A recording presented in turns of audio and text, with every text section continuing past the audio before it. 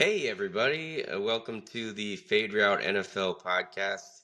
I am going to, along with my friend the mayor, preview this week the AFC and NFC North. We are going to actually also review what we did last week, which was the South divisions. And I'm also going to give out a random fact. Um, but I want to say, Mayor, how are you? I'm pretty good. We're 2 weeks into preseason, which means 2 weeks closer to the real thing. September 4th is kickoff. Going to be a great day, and everybody except for me. I have inventory at work that day, and when you deal with a grocery store inventory, prep for that is not fun. But what is Yeah. fun is this podcast, the Fade Route. As you said, I'm the mayor, professor. It's been fun. This is, I think, year 5 or 6 for us. For all of our new viewers, we got a lot of fun games coming up. Stay tuned. And Yeah, how we about you? started in we started in 2020, so whatever that means. Um, we did miss last year, just technical difficulties. Okay, so let's actually review. Oh, I was going to do a random fact. How about that? All right. Um, all right, so this is a strange stat. I think I might know why, but I don't know the actual answer as to why this happened. The rate of twins being born has gone up 33% since 1980. That's interesting. I know twins are genetic possibilities, so like, and Yeah. your ancestors technically skips a generation. So, I mean, I'm sure that's proportionate with the amount of people being born, but at the same time, there's probably something with genetics. Maybe the South people, I don't know. Yeah, I think that's a good point that if you have more births, you have more people, you're going to have more twins. But sorry, my cat wants to be involved now. Uh, um but also I think there's been a rise in vitro fertilization, and that probably, if you have more possibilities of birth, you have probably more twins. I think that's one of the culprits right there. Yeah, I'm not a parent myself. I don't have children, but I could imagine the shock of thinking you're going to have one child and boom, you now have two. That's a whole set of responsibilities that I don't think any adult is ready for, let alone triplets or quadruplets. Yeah, I kind of couldn't imagine having twins when they're really young. That would be a nightmare because it's hard enough with one when they're really young. But yeah, so let's get into it. Let's talk about the South divisions because, like I said earlier, we had some technical difficulties with that show last week. So we'll just quickly review what we are predicting win totals to be for, let's start with the NFC South. Okay. So I had the Atlanta Falcons winning the division at 10-7. I had the Bucks going 8-9. Sorry about that. I had the Saints at 4-13, and I had the Panthers at 4-13. Yeah, we were pretty far apart on a few of these. I see Tampa Bay going 10-7 and probably winning the division. Atlanta going 9-8, and then Carolina and New Orleans both going 4-13. I think they're both going to have rough seasons. Carolina's in that constant state of rebuild, and New Orleans hasn't been able to put a team together since the departure of Drew Brees and company and Yeah, that offense that was there when he was there. right. All right, let's talk about the AFC South real quick. I have the Tennessee Titans. This is my hottest take from last episode. Tennessee Titans winning the division at 11-6. I think that I mentioned this in the pod last week, but um, maybe there's a good chance a rookie quarterback comes in and catches fire, maybe similar to Jaden Daniels. I don't know if Cam Ward is on his level, but we'll find out. So I have the Titans winning at 11-6. I have the Texans going 7-10, and I have both the Colts and the Jags going 6-11. Yeah, we were pretty far apart on this one as well. I had Houston pretty much dominating that division and winning a lot of football games, getting to 12-5.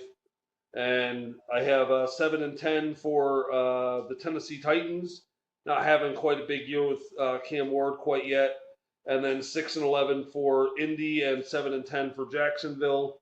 I think Houston's going to have this division locked up pretty quickly, and they're going to be on cruise control in the back part of the season, prepping for the playoffs.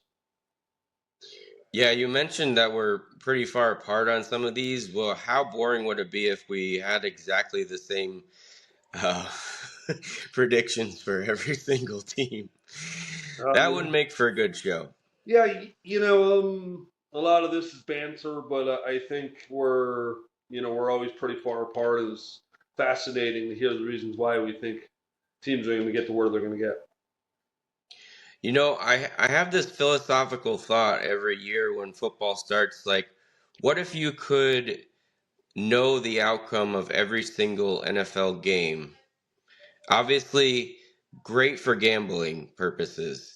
You could win a lot of money, but wouldn't that make the games pretty boring if you already knew all the wins and losses? Yeah, absolutely. Because I don't watch if I missed Monday Night Football, I don't watch the replay because I already know who won. And Yeah, gambling, eventually the bookies would just stop answering the phone for you, and the casinos just would do the same. They'd just say, "Hey, you're not welcome to play here anymore." So you'd have to nickel and dime them to death before they notice. But yeah, if you all of a sudden put $1 million on a 16-team parlay and nail it, they're gonna wonder how the hell you did that and tell you, "Sorry about your luck. We're not giving you $1 billion." yeah. I know you'd have to be very strategic on how you did it, but you could still do it. I think if you did it the right way, I wouldn't. like you said, nickel and diming. Yeah, a $1 parlay on a 16-team victory with points is the odds right there are just never going to happen to begin with. So Well, good thing it's just a hypothetical, and we don't have to worry about the logistics. let's make that happen. All right, so let's get into the NFC North and the NFC the AFC North. All right, let's start with the AFC North.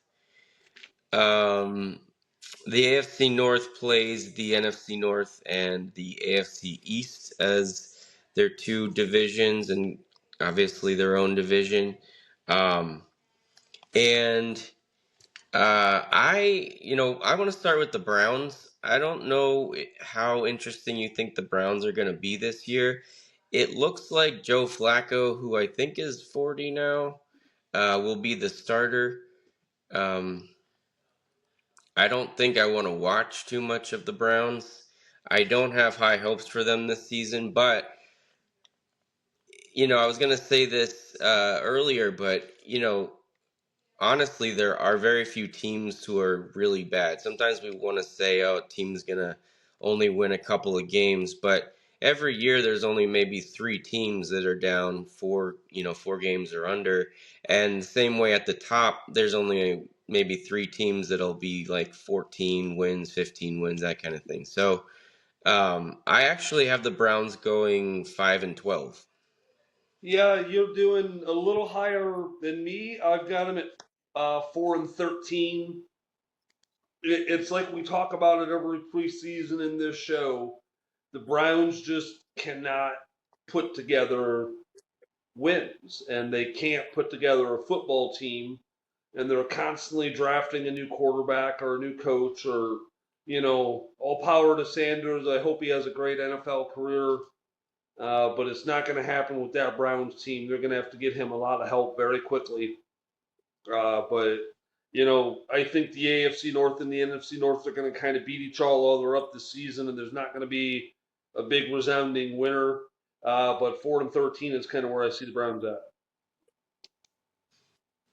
Yeah, that's pretty close to what I have, obviously. Um, there's no reason to think they're going to be good. The defense is pretty good, and so my sort of cursory analysis of having a good defense is that they can keep you in a game, but you're going to need an offense that could be clutch at the end. So, if a defense can keep you into a 13-10 type of situation, but, the offense can't put you over the top, then it doesn't really matter too much. Yeah, you need to probably be able to score 20 points every game to win in the NFL now. And if you've got a really good defense, 20 points should be the easy benchmark, and you got to get to that. But that's tough to do sometimes.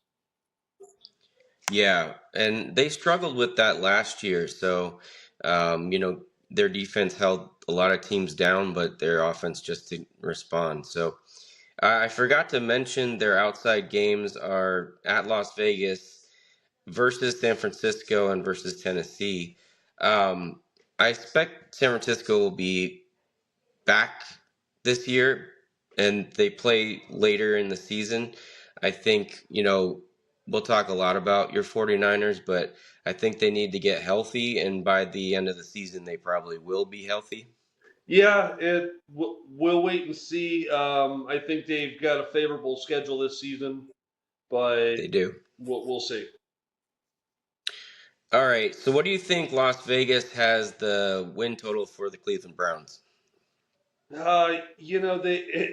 one of those things where sometimes they need to get some bets. We've got a visitor here to the podcast. It is Kermit. He is making an appearance. Um, Kermit feels, and I feel we've talked about this previous to the podcast. Las Vegas probably has them at 6.5 wins. 5.5, but that's very close. Um, yeah, I mean, that's the thing. Even as bad as we expect them to be, they could probably win 5 or 6 games just because there is so much parity in the NFL. They're still all NFL players. So,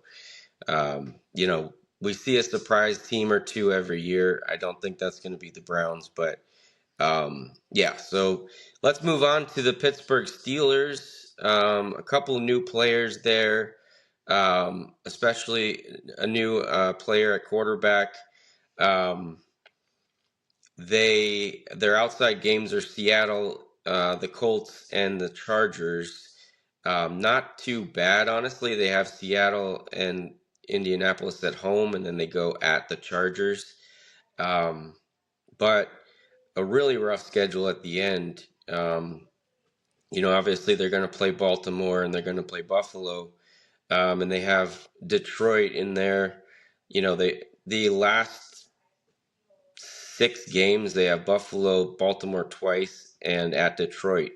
So that's a gauntlet. Unless one of those teams has their division wrapped up and isn't playing for anything, I think that's going to be a rocky season. I don't know what your thoughts on the quarterback and his impact on the team will be, but I think they're going to go 8-9. Yeah, that's 10-win Tomlin isn't going to be 10 wins this year.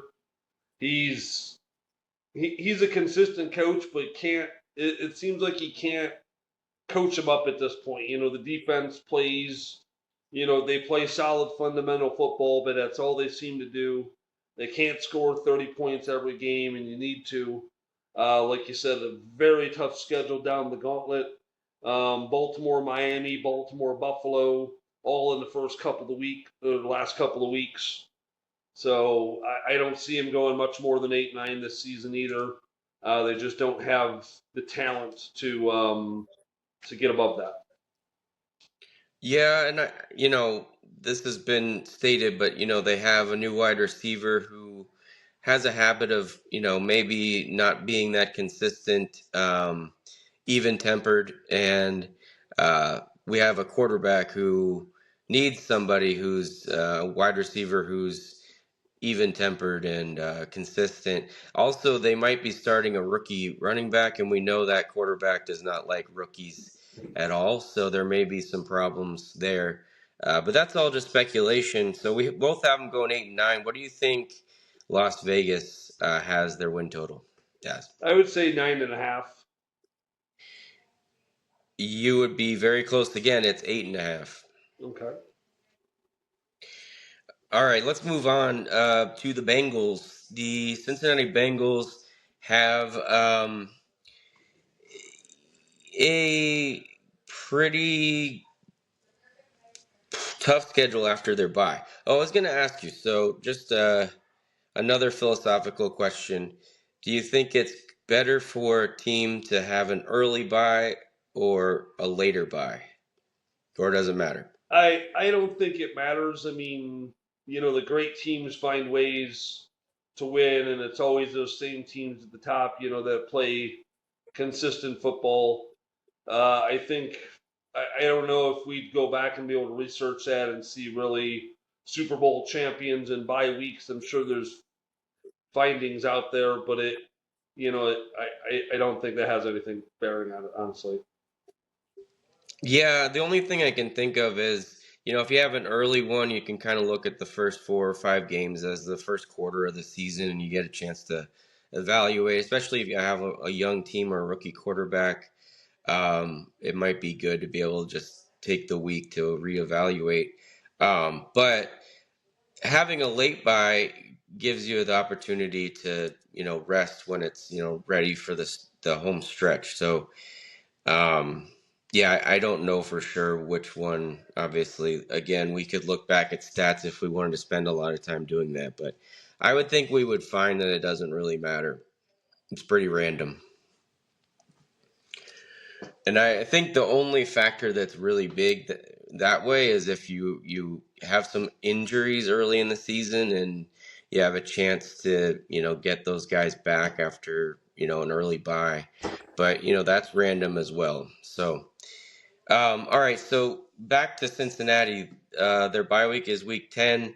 They have outside games against Jacksonville, Denver, and Arizona. So not a terrible schedule that way. Um, I think this team's good. Their defense is always questionable, it seems like. Um, but with that offense, this is the sort of reverse of the Browns. That offense can keep them in any game. So I have them going 9-8 this year, winning record. Yeah, that'd be a pretty good season by all means. It is a tough schedule. Their offense is going to score a lot of points. I mean, they may have to score 40 or 50 points in some games just to win, because Right. how bad their defense is going to be. I don't see them winning quite as many. I got them at 7-10. They're just in that constant cycle of new coach or this or that. Joe Burrow has been, the model of consistency for quarterback, but they just can't. They can't put a solid team together to get themselves over that hump. Yeah, I mean, they're always going to be close to fifth. They're always going to be close to even. But you know, uh, I think because it's just that situation is like you said, they might need to score 40 points, and that offense can do that. So it just kind of comes down to luck at the end, maybe. All right, let's get. Oh, what did you think? Vegas has the Bengals winning how many games? I would say 8.5. It's 9.5. You've been exactly one off on all these teams so far. That would mean I'm 0-3, and the bookies would love me. Yes, that's true. So yeah, 9.5 is what we get out of Vegas for their win total. All right, let's talk the last team in the division, the Baltimore Ravens. Um, Perennial playoff team, but seem to choke it right either at the AFC Championship game or in the divisional round. Just not getting over the hump there, but very good regular season team consistently over the past, I don't know, 7 years, 6 years. Um, I have them winning quite a few games. Obviously, they have a first place schedule, so they're not having an easy time that way. But I have them going 12-5. Wow, that is a lot of football games. I think the first part of their schedule is horrendous. They've got Buffalo, Detroit, at Kansas City, Houston. They host the Rams and play at Miami. I mean, up until they play at Cleveland, I see them winning 3 football games, but then them going on a 7 game run and finishing 10-7 at the end of the season. Uh, Probably going to be enough to win the division by 2 games. So I think that last game at Pittsburgh, they're going to have their foot off the gas. They could probably win that game if they wanted to. They're not going to have to. So 10-7 is kind of where I see them. Yeah, so you're a little lower on them. I agree they have a gauntlet at the beginning there. I mean, it's no fun playing at Buffalo or at Kansas City and Detroit. Probably going to be good. You have Houston winning their division, so also the Rams are always a tough team. So, what do you think Las Vegas has the Ravens win total? Does Well, when you make that number too high, everyone's just going to pick the under. So yeah, that number is probably strategic at 10.5, I would imagine.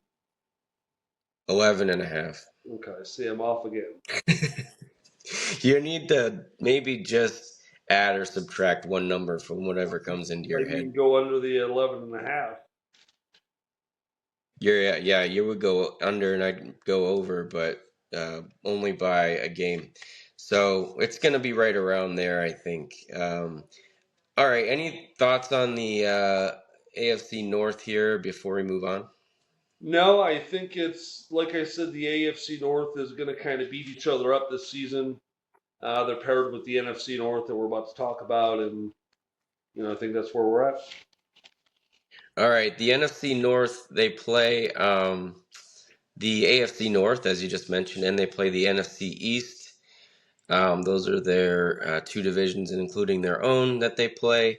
Let's start with the Chicago Bears. Um, I think they could be improved. They got a new coach, but that doesn't always fix things right away. We'll see. Um, I have them going 7-10 because I just don't necessarily see a big shift in the uh, in the talent on the team. So I think that's the big thing. They got to keep building that talent, especially on the lines. Yeah. Again, another new head coach in Bears history, the 18th. I was trying to do the math quickly on what the average life of a Bears coach has been if you removed Mike Ditka from the equation. He was the Hmm. Bears coach for 11 seasons. So in about, 90 years, they've had 17 head coaches. That's, my rough math on the subject. I don't see them winning a lot of games. I see them exciting their fans, winning week 1 against Minnesota, and then losing the next 7. So they're gonna disappoint their fans pretty quickly this season. I don't think they're gonna be able to keep up. 4-13, and that last game when they play Detroit, they probably wouldn't win that game, but Detroit's gonna not even be in that one. So really, we're looking at a 3-14 football team, but 4-13 is where I have them. Uh, I'm just not high on the Bears this year. Yeah, so their outside games are at Las Vegas, hosting New Orleans, and at San Francisco. Um, as I said earlier, my analysis on that team is they'll be good towards the second half when everybody's healthier. But what do you think Las Vegas is thinking in terms of win total here? I would say 5.5.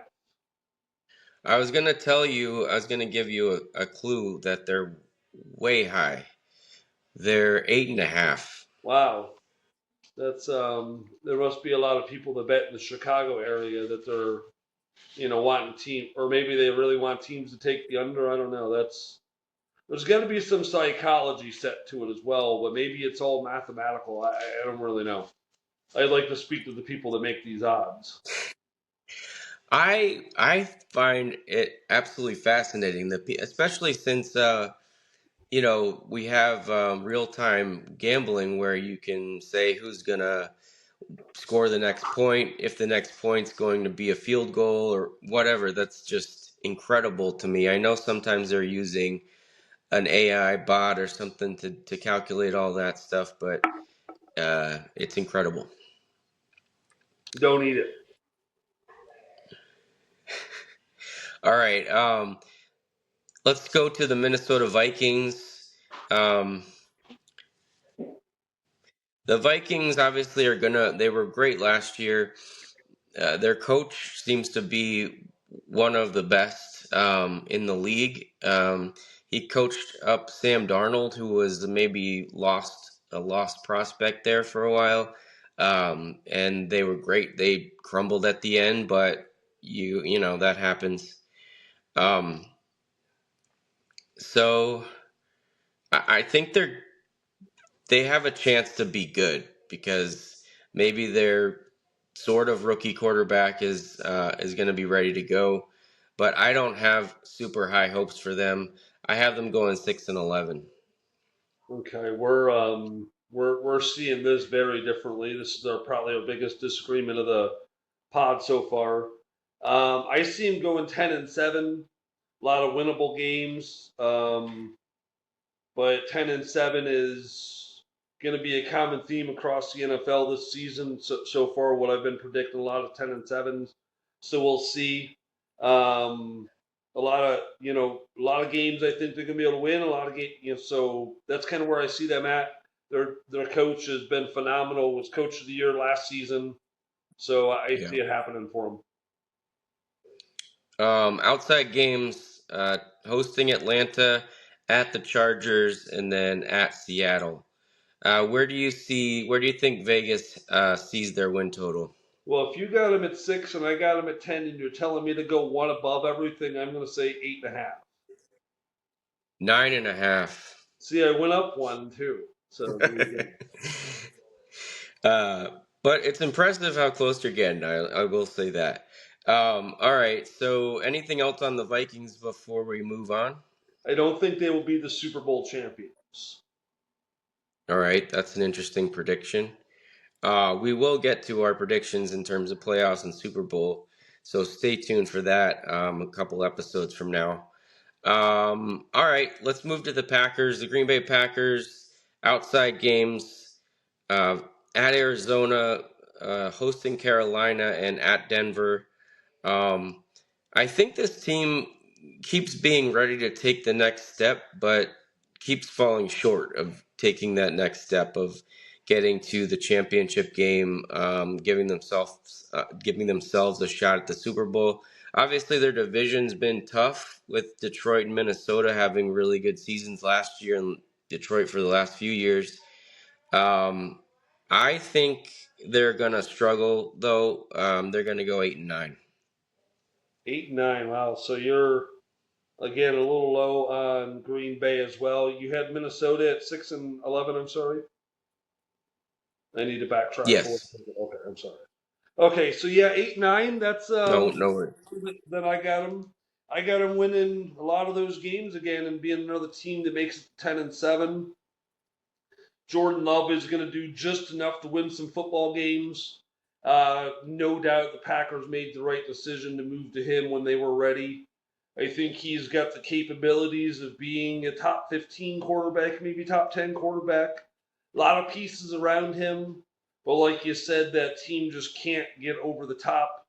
And, 10-7 isn't a bad NFL season, but probably not going to be able to make a deep run in the playoffs, losing 7 games because that's going to be those pieces that the big holes that offenses and defense are going to be able to expose and take advantage of.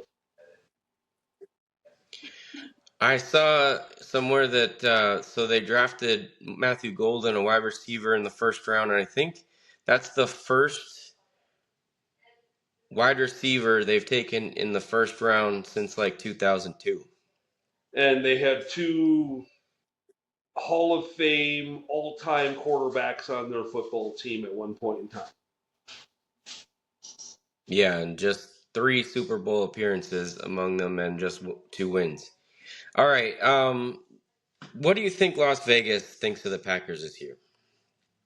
The Packers, they're realistic about their football team, so Vegas doesn't need to play any games with trying to finagle their fans into betting on them. I would say 9.5 wins. You got that one nailed exactly. It's 9.5. So you could pat yourself on the back for that one. Did you say pack yourself on the back? Good one. Um, all right, then our final team here is the Detroit Lions. So much heartbreak for this team that seemed like it was ready to make a good run for the Super Bowl the last couple years. They had horrible injury luck last year, but they were still pretty good. That offense still pretty good. Lost a bunch of players on defense to injury. I think if they had bad luck last year, chances are they're going to have better luck this year in terms of injuries. Um, their outside games are at KC, hosting Tampa Bay, and then at the Rams. Not easy. Um, but I see them going 9-8 and taking the division. Wow, 9-8, the division winner. That's pretty. Yeah, I mean, like we said, these divisions are going to beat each other up.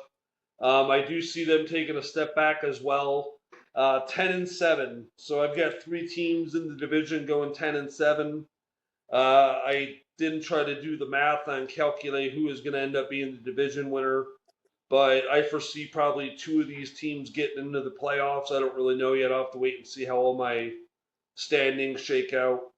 But Dan Campbell is going to keep them in football games. He has proved to be a great football coach and get his team ready, and that team embodies what he leads them. He's a leader.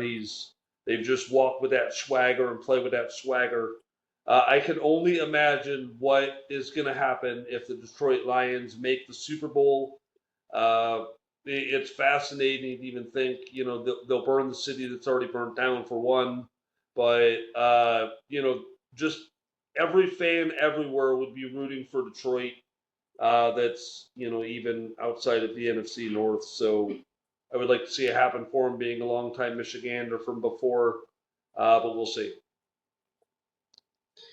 Yeah, it did seem like everybody was rooting for them the last few years because they had that chance to maybe get close, and fell short. So, uh, what do you think the Lions win total in Vegas is?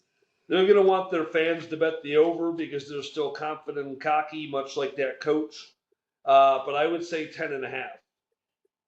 Nailed it. Two in a row for you. 10.5 is indeed their win total in Vegas. Yeah, there we go. So you think you'd take the under, or what do you I, think? I wouldn't touch that one because I think 10 wins is going to happen, but that a half a game comfort isn't good for me. But I've been under on six of them, so maybe that's where I need to be. Ride that underway. All right, so just looking at our win totals, um, let's just review them because that's kind of fun, and anybody that's paying attention to the podcast would probably appreciate that. So looking at the NFC, let's just start there because we're already on it. I had the Vikings going 6-11, the Bears going 7-10, the Packers going 8-9, and Detroit winning it at 9-8. Yeah, I got Chicago at 4-13, and the Minnesota or the Packers, the Vikings, and the Lions all going 10-7. Favor's probably going to lead Detroit because I think they're going to win a couple of those NFC games that Minnesota and Green Bay might not be able to win. Okay, yeah, sure, that makes sense. All right, let's go to the AFC North then and just review the win totals we had there. I had the Browns going 5-12, I had the Steelers going 8-9, the Bengals going 9-8, and Baltimore once again winning that division at 12-5. Yeah, I got the Browns at 4-13, the Bengals at 7-10, the Steelers at 8-9, and Baltimore at 10-7, getting that division out. And I'm going to make a bold prediction that this is Mike Tomlin's last season in Pittsburgh. Wow, that would be a crazy development, I think. Um, you think he's going to get tired of that quarterback and just call it quits? I think it'll be, or maybe when his contract expires, but it may be like a mutual way, be like, hey, thanks for the 20 years and the 2 Super Bowls you gave us, but we're, that was 20 years ago and we're ready to move on. Why don't we shift now and you can go find yourself a job somewhere before all the great jobs are taken. Uh, and I know this is something very old to bring up, but I didn't think about it until just now. The quarterback of the Steelers is the team. It was the quarterback of the team that beat them the last time they were in the Super Bowl. Um, just a coincidence. But yeah, so I mean, I don't know. I think it would be hard to get rid of him, and I also think, even a mutual parting of ways, he'd probably be immediately the coach of another team. Yeah, that's why I think it's going to be an early thing. They know they're going to want to move on. So that way, whatever non-contending football team in week 1 of the playoffs is already starting to poach head coaches candidates from those playoff caliber coordinators. I think he's going to get his pick of the litter. Sure, yeah, he would absolutely get his pick of any of the teams that are looking for a coach. All right, that is I think that's the podcast. Is there anything we want to talk about besides which division we're doing next? Once again, we are always looking for sponsors. So if you guys want to sponsor the Fade Route podcast, you can reach out to us one way or the other. We've got a couple ways to reach us. I'm on Twitter at 49 Gators. I'm sorry, that's X, formerly known as Twitter. You can hit me up there. And I am still pushing for Metallica to be the headliner show at the Super Bowl halftime show in San Francisco for Super Bowl 60. They're the hometown heroes. Not everybody necessarily wants to see Metallica until they see him for the first time. And then they're like, wow, this is one of the greatest bands of all time. We should have been doing this all along. Yeah, you should have worn a shirt in support of your in support of having Metallica play And at one the more Super Bowl. thing, this artwork you see behind me is compliments of me. I've got a couple showpieces. Again, if you are interested in any of these, we can always talk and do a little bit of business. Uh, Other than that, I think we're good. All right, and we're gonna do the West divisions next week as we save the Super Bowl winner for the last episode of our previews. So we'll do the West next week and the East the final week of our previews. Um, so I don't have anything else. So I just want to say, on behalf of the mayor, thanks for watching, and we will see you very soon.